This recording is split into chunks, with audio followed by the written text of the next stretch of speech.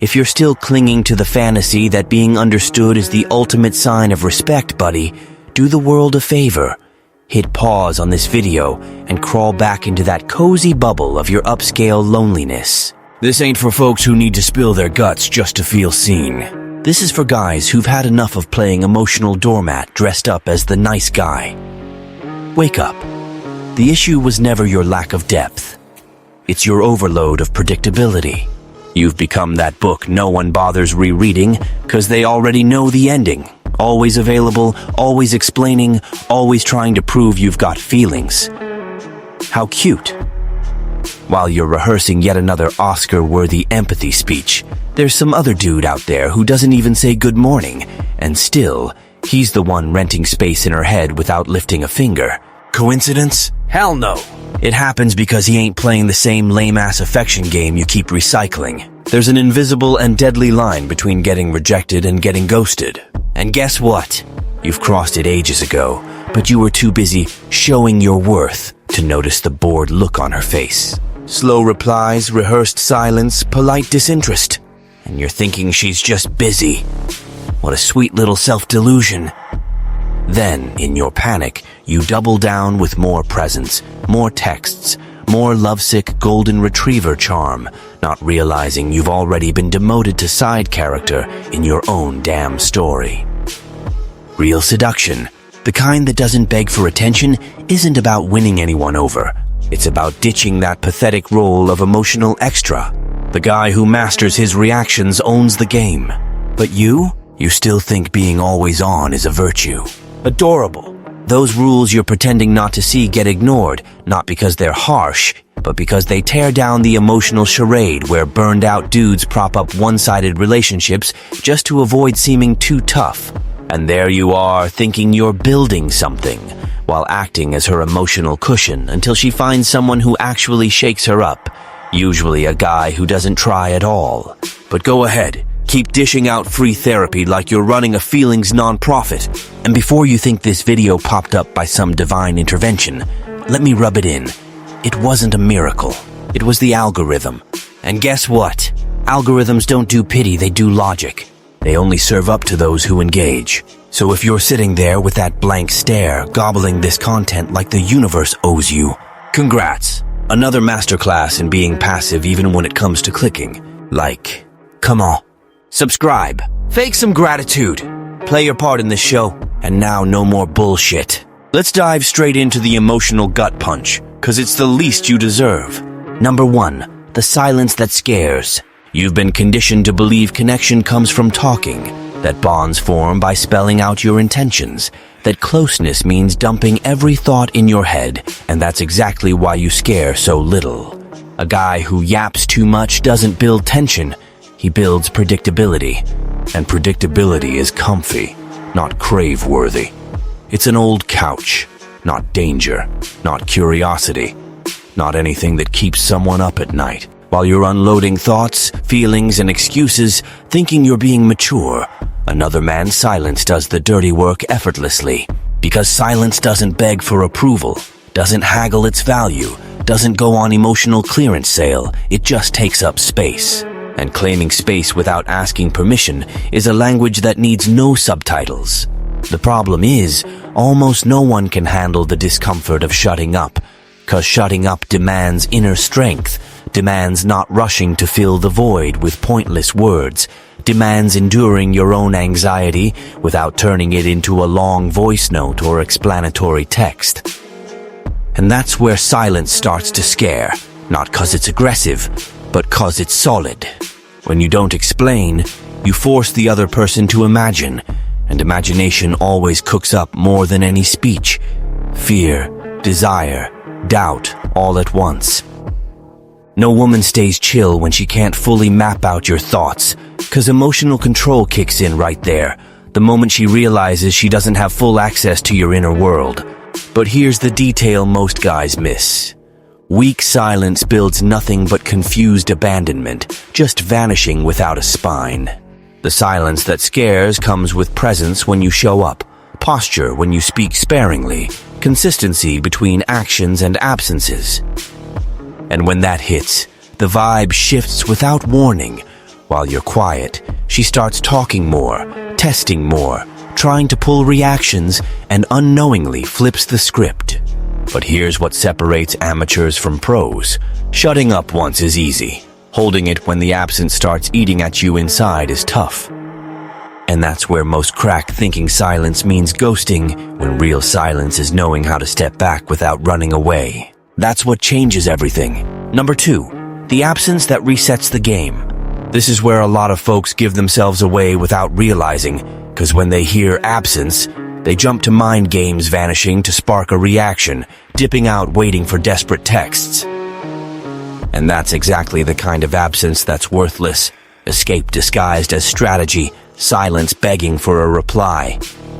It always leaks out in the rush to return, the awkward text, the anxious reappearance checking if you still matter. Real absence is different. It doesn't demand a comeback. It happens because you've got a life, a core, a direction, and you're not always on call to feed someone else's needs. When that absence is genuine, it resets the whole game without you lifting a finger. Constant presence breeds complacency, the feeling that you're a sure thing, ignorable now and tappable later. No one respects what's always there. But when you step back without drama, without fanfare, without an emotional goodbye, something starts bugging on the other end, not romantic longing, but loss of control, the shatter of that comfy certainty that you're her fixed backup plan. And the wild part? The less you try to cause it, the stronger it hits. 'Cause effective absence doesn't stem from wanting to mess with someone. It comes from deciding not to be their automatic emotional crutch. But here's what splits the knowers from the copycats. Absence hurts you first, before it hits them. The emptiness shows up. The urge to check in shows up. The temptation to send that useless message shows up. And that's when the average guy betrays his own plan, comes back too soon, and turns absence into weakness. Meanwhile, the Stoic guy rides out the discomfort not to punish anyone, but 'cause he gets that presence only matters when it's not guaranteed. When you hold that space without filling it with anxiety, something shifts over there. Interest resurfaces not 'cause you vanished, but 'cause you stopped being predictable. But that absence only sticks if you've got inner control. Without it, it turns into poorly masked desperation. And that's exactly where the next level kicks in. The self-control that stops you from sabotaging when the tension starts working. Number 3, self-control, the invisible aphrodisiac. Now pay attention, 'cause this is where the game starts sorting posers from holders. Self-control ain't some pretty virtue. It's the ability to not rat yourself out when impulses scream. It's holding back when anxiety yells to reply, not biting when provocation demands a spotlight. Almost no one can hack it, 'cause everyone wants to ease their own tension fast, but quick relief always costs power, always hands over the wheel. And whoever hands over the wheel becomes an emotional passenger, reacting to tests, silences, sarcasm, delayed replies like they're being graded non-stop. And they are, just not how you think. Every rushed reaction says more than words. That you need it, that you're waiting, that you're too available for someone who hasn't committed squat. The guy who doesn't react dismantles all that without raising his voice. When you don't take the bait, the other loses their bearings, their rhythm, their grip, and lost control breeds restlessness, not ease. Restlessness is where desire stirs, not in the flatland of predictability. Self-control is what makes silence work, absence hold, coldness not fake without it. You're just another trying to look tough while shaking inside. And that always seeps out in the off-timing text, the overlong reply, the unasked-for excuse. Meanwhile, the controlled guy accepts discomfort as part of the deal, doesn't rush to fix emotional tension, because he knows not all tension needs fixing. Some need sustaining. When you sustain tension without explaining, defending, or hurrying, the atmosphere changes. The dynamic tips. The other starts orbiting your axis instead of you spinning around their reactions. But this self-control exacts an inner toll. It demands ditching the need for instant validation. And that's why it's rare, and that's why it works. But here's the twist folks often screw up. Self-control isn't forced coldness, it's real stability. When that stability shows, the next step unfolds almost on its own, because the guy who doesn't fall apart emotionally ends up seeming cold, even without trying. And that's where coldness enters, not as a pose, but as a byproduct. Number 4, the coldness that doesn't explain itself. This is where a ton of people go off track trying to fake what they're not.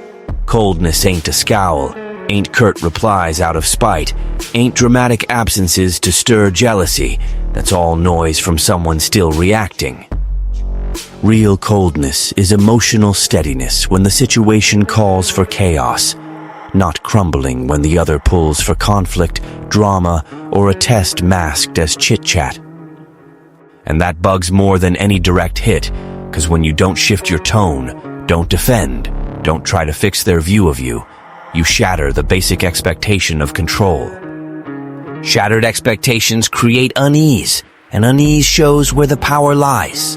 The cold guy doesn't try to win arguments because he didn't join them, doesn't prove points because he doesn't need to be understood. He stays consistent between actions and silences. That consistency brews a weird vibe in the other, like nothing's personal enough to rattle you. And that shuts down cheap emotional games because games need reactions to live, and when you don't react, the game dies out. But here's the classic screw-up. The dude who discovers coldness and turns it into a rigid persona becomes a rock, too unreachable, confuses stability with disdain. But stoic coldness doesn't push away, it filters. It doesn't cut contact, it cuts noise. Keeps presence when it makes sense and absence when it doesn't, without announcements, speeches, or emotional excuses. That's what makes coldness click. It doesn't look like a tactic, it looks natural. When someone senses you don't unravel over small stuff, they start weighing their words, actions, moves around you more carefully, and unknowingly they tread lighter. But this coldness only holds if you learn not to react to everything, because reacting to everything means choosing nothing. When you start choosing, the next layer emerges almost inevitably.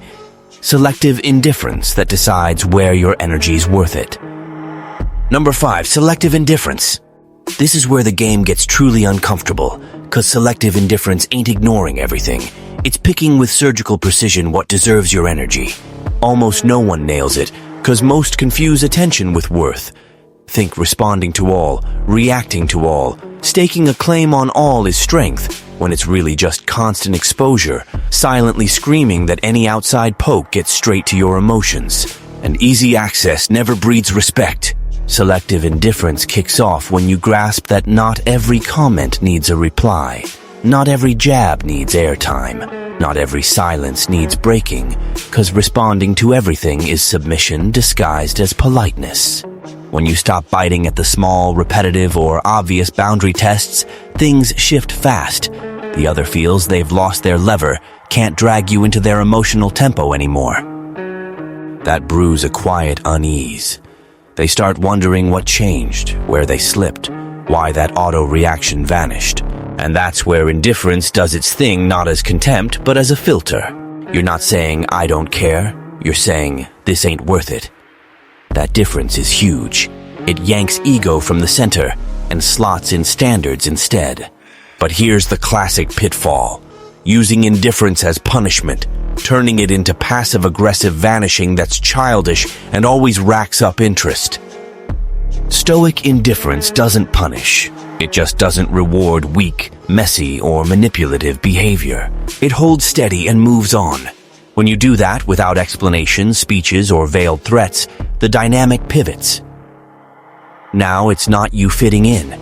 It's them figuring out what behaviors still earn your time. That silent tweak builds respect, not fear. But real indifference demands something many lack, the ability to skip validation seeking.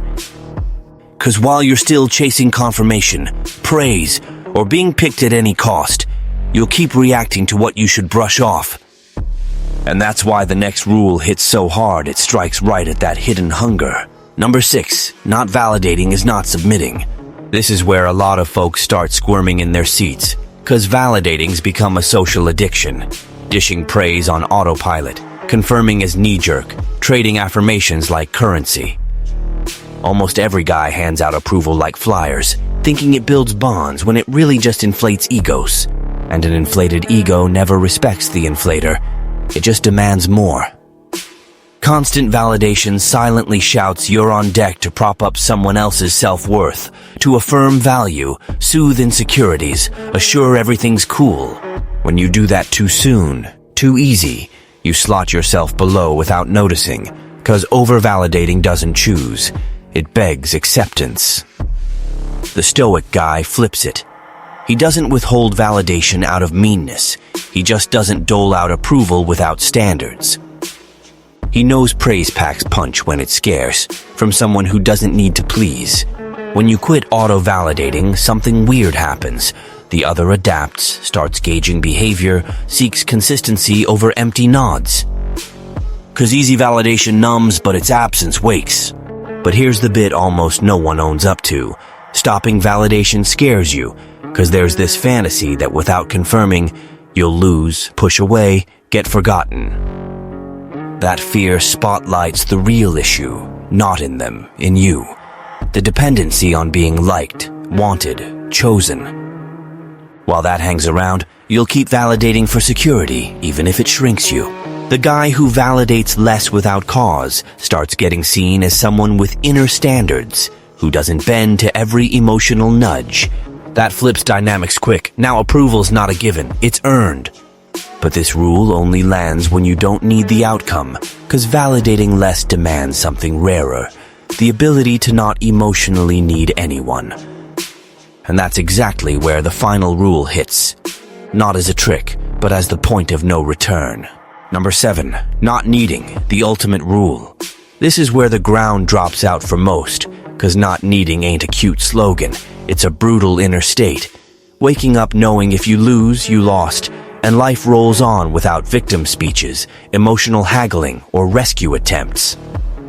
Almost no one gets here 'cause almost no one's built an identity beyond others' approval. The guy who doesn't need doesn't threaten to bail. He's just ready to. And that readiness changes everything, 'cause neediness gets sniffed out before it's spoken. It shows in tone, timing, haste, anxiety masked as interest. Whoever needs hands over power without a word, while whoever doesn't becomes unmanipulable, not 'cause he's cold by choice, but 'cause he doesn't hinge on the outcome to feel whole. That shatters the whole game, 'cause emotional tests only work on folks scared to lose. Blackmail only sticks on those who need to stay. Silence only stings those hooked on replies. The guy who doesn't need views at all as static, doesn't react, doesn't bargain, doesn't join emotional auctions. And that's why he earns respect, not romantic love, respect. Respect comes before any lasting desire. But this rule terrifies 'cause it demands real detachment. Accepting some folks will bounce when they see they can't control, yank, or unsettle you. That bruises the ego but steals the core, 'cause once you don't need to be chosen, you choose. And when you choose without rush, fear, or desperation, the air shifts. Interactions get cleaner, less loaded, less tense in the wrong ways. The ironic part? That's exactly when some try weaponizing it to hurt, game, puff up vanity. And that's where it backfires. 'Cause not needing isn't a pass for cruelty, it's owning your worth. Cross that line, and the bill comes not now, not with them, but it comes. That's why before any high fives, before feeling like a winner, you need the part almost no one wants. The warning that splits strength from stupidity. Climax. The truth that shatters the ego.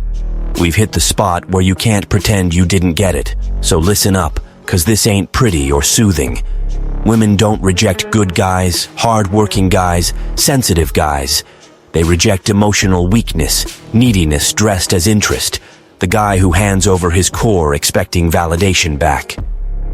The more you push thinking you're showing value, the more you prove you've got none, 'cause desire doesn't spark from the offerer, it sparks from the self-sustainer.